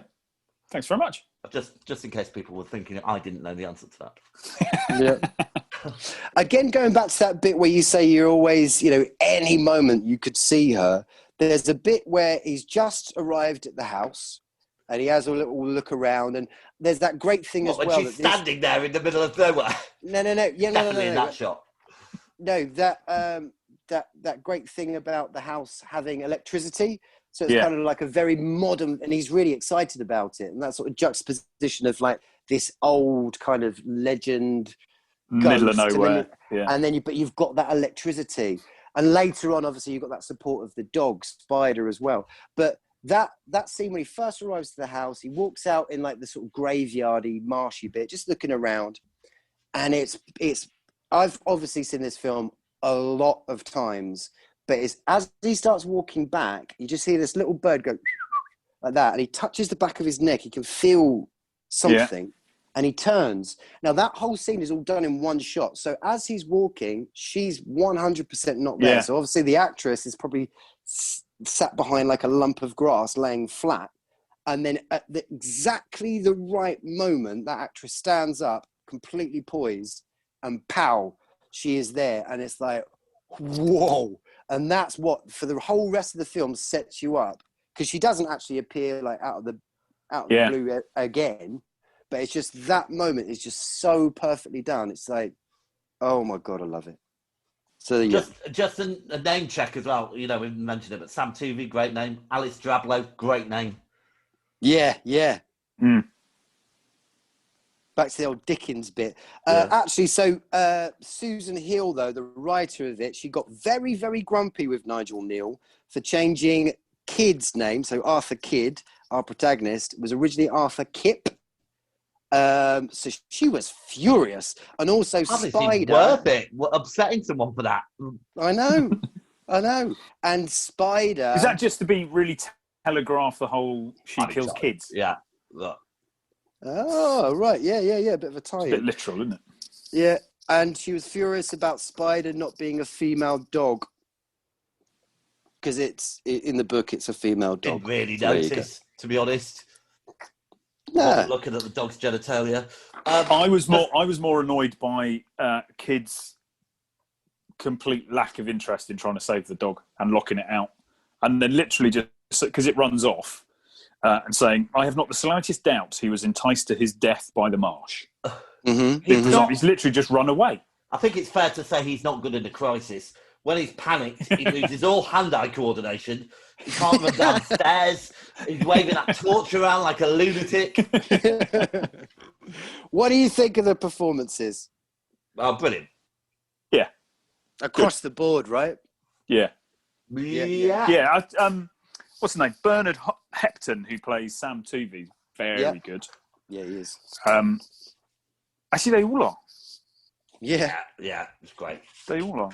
And I thought the theme tune was delightfully creepy as well. Oh yeah. See, that is Christmas Eve. That's the song. That's what my Christmas Eve sounds like. That little lullaby. Wonderful. Obviously, memorable scenes. I suppose we've probably touched on that. But is there any other sort of scenes that you want to mention? Really? Not really. It's such a well-made film. It signposts everything brilliantly. And it moves along at a real pace. It's great.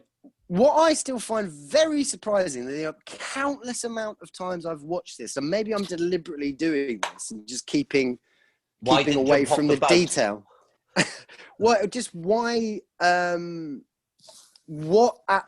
Who is the woman in black, and what is her relation, and why is she so furious and angry? And I know it's in the story. What? I know. Are you serious? You don't know that bit? No, I deliberately keep it very, very hazy and fuzzy. Yeah. All right, tell me. But most important part of the whole thing. When they get to the bit where they explain that, do you go, la, la, la, la, la, la, la? None of it makes sense without that bit. No. Yeah, that's kind of why... It's her sister who had an illegitimate child and the child got taken away from her to the woman... on the estate, and she went back to get it and then tried to get back over the causeway and drowned. On the 9 Lives Causeway. See, I've immediately forgotten it again.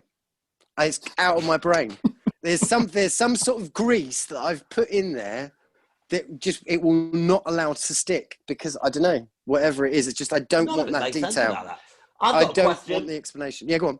Who can name a film where they must solve the ghost mystery in order to fix the problem? They need to... The Woman in Black.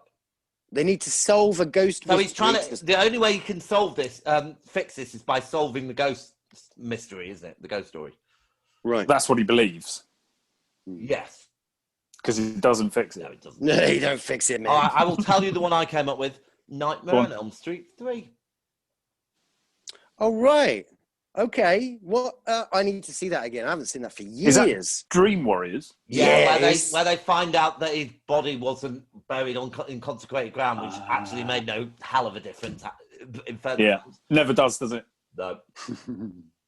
I really need to see Nightmare on Elm Street 2 again as well. That's a great film.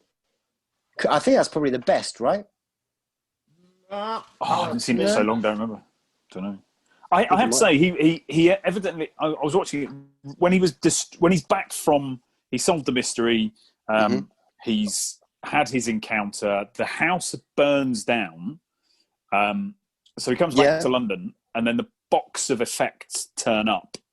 And he has a quick look through to make sure there's nothing there that shouldn't be there. I did think that you might get the little soldier boy that was again. a real. I kept thinking that was going to come through. So when he plays that game, I thought he plays that game. There. Yeah, he plays that game with his own. It should have been floating in the water at the end or something. Or the little boy should have had it. I thought, because he plays that game where he goes, "Oh, have I got a present for you? Is it in this pocket? Is it in that pocket?" I think having the soldier there would have been like. I think they forgot to shoot that bit because it makes no sense because he got rid of everything except for that little soldier, and that should have been the thing that helped her get back. But then he ends up setting fire to his office. Doesn't even attempt to put the stuff in the fire grate. He just covers it in paraffin and sets fire to it. It's like, bloody hell. I think about that soldier boy, though. I mean, the way I read it is that those kids are just happy that he's there, and they kind of love him in a way and want to play with him, and that's just a gift from the boy. He's looking for the little thing, isn't he, in the box? He's looking for that soldier, so it should. But I don't think that's the you woman don't in understand black. the story. That's very true. Yeah, but I mean that. Go on. Sorry, Laurie. Go on. No, the end scene now. So that kind of reminds me of The Innocents. So the shot where she appears and she's doing the Jesus thing. She's standing on the middle of the lake. Yeah. She's standing on the middle of the lake. So that's kind of very reminiscent of The Innocents, because there's a scene where you see the female ghost and she's kind of standing on the water there. But that terrifying. Because the first time actually I saw this, so it was 1994. I was up with my dad and my sweetheart, and I didn't expect this at all. And I watched it, and I was terrified. It absolutely terrified me, and just that the ending of it, it just leaves you like, whoa, that really was a proper ghost story. It was proper. It was proper old school British TV how to end, and I actually think I was thinking it's a good old happy ending. And given the change in meaning of glory hole and happy ending, it is something of a link between these two films. Right, brings me to my next question: is this applicable to show an 11-year-old kid at Halloween or Christmas? I think this one is. It gets a yes again. More than the other one, really. Really? Yeah, because the other one has kids in it that get really affected and disturbed by things going on in a very normal-looking house. Whereas this is more detached. So, I don't know. I mean, how susceptible to being terrified is the 11-year-old in question? Well, I think this transcends age. I mean, anyone that witnessed this for the first time will just be scared the shit out of me. Well, you're going to show it to your youngest then. No, that's a different Annex. I think she might get Coraline this year. I think a bit of Coraline. Right. Yeah. Last question: does it stand up today? Yes. I think we know the answer to that. Yes, of course it does. Okay, let's score it. Yeah. Yes. I did. There's only one other line that made me think, oh, maybe we've got something from the old Victorian times. When he's coming round after his days of fever and chill, and his wife says he's ready for some beef tea. Oh, what the hell is beef tea? Isn't it? It's a Bovril. Then, didn't they? Is it? Oh my god! I never had it. No, I've never had it. Is it nice? Well, I have had it's just like watery beef soup. You've had it and then you spat it out again. Surely. Yeah. All right. Dirty bastards. Performances. James. 9. 7. 9. Effects. 9. 4. 9. Plot. 9. 7. 7. Rewatch factor. 9. 3. 9. Sounds like a really disagreeable German. Direction. 9. 7. 9. Cinematography. 9. 8. 9. I'm with you on this, Himes. Thank you, man. Sound of Music. 8. 7. 8. Originality. 8. 6. 7. Enjoyability. 9. 8. 9. Life changer, past or present. 8. 0. Simply because, obviously the most magical time of the year is always involving this for me. 9. Jesus. Wow. Well, Going to I be know. good. Big scores So there. it gets 57 from me. 87 from me. Ooh. 89 from me. Punchy. You know it. Gives it, for some reason, 699. I might have added that up wrong. Nah, that's totally right.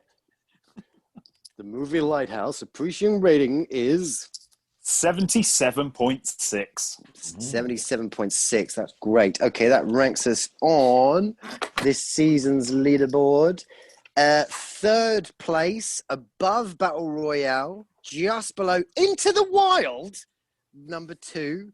So, yeah, below Into the Wild and above Battle Royale, Woman in Black. And then the larger leaderboard. So, what was it again? 77.6. Again, above Battle Royale, but just under Candyman. And it Happy makes with the that. top 10, doesn't it? At number 8. Wow. So it knocks off Psycho. Oh, well. Oh, right, yeah, Was- knocks off Psycho out of the top 10. You're right, yeah. Well done. Very good. Good choices there, Laurie. Well done. Yeah, that was fantastic, wasn't it? 2 great films for our Halloween spectacular. Which you completely forgot to mention. Yeah. Okay, so this brings us to our next episode, right? Selection of Ballage. Yeah. Yeah, I think so it's my turn to pick this time, right? Yes. now I've got some theories how we can work this out. I don't trust you, though. I think you'll just choose a subject that you like. Well, I propose to chuck a pen at a lump of paper and see what the nearest number it hits. Either that, or you could rummage around in your sack and I pluck think a we'll nut. just do the ball thing. Do it. Do it.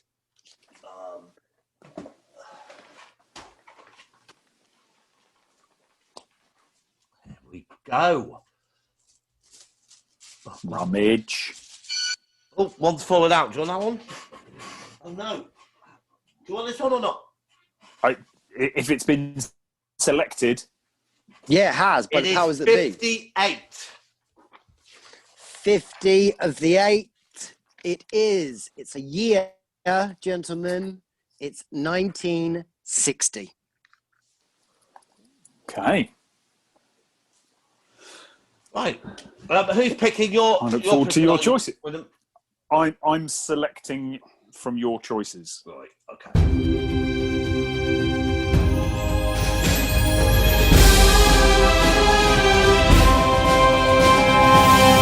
Lighthouse.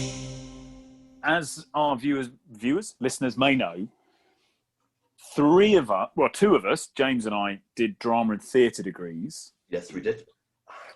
And I met my wife at uni on that degree, so she also did one. But she, once we graduated, actually had a part in a kind of spoof, hoaxy, spirit ghost hunting type thing on the Sci-Fi Channel. She played a medium. James, what's your first one? My first choice is Village of the Damned. Beware the stare that will paralyze the will of the world. Okay. Laurie? Okay, so my first one is Eyes Without a Face. Bing! Is that what you wrote? Yeah! Well Well that's what I done. wrote. Okay. Okay, my second choice is The Time Machine. Woof. Nice. My choice is Peeping Tom. Oh my God, is that 1960s? Oh, no. Is that 1960? No.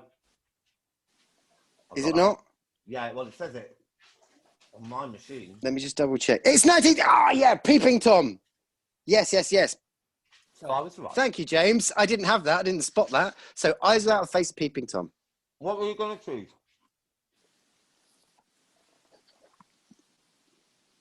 What was your second one going to be, Laurie? Peeping Tom, 100%. No, what was it going to be? Well, I didn't actually have one. I was still Googling it. Okay. In that case, I am going to pick each of your first ones. Village of the Damned, Yeah. Eyes Without a Face. Can I? No. Peeping Tom. I said Peeping Tom first. It's not your choice. Oh. All right, hand the keys back to the lighthouse, please. Yes. All right. So that obviously concludes our third Halloween spectacular. Yeah. Be sure to, Halloween responsibly. And as ever, obviously, it would be really, really great. Yeah, if, no apple bobbing. Yeah. None of that. That's mental. But anyone that's listening, please do get in touch. It'd be great to hear from you. We're on. I think this may be our chance to connect back to the physical world. A chance to truly embrace each other once more. Oh, are you proposing that we take possession of the bodies of these reprobates? Precisely. Now you take the one with the voice, and I'll take the weirdo. Mary, is that you?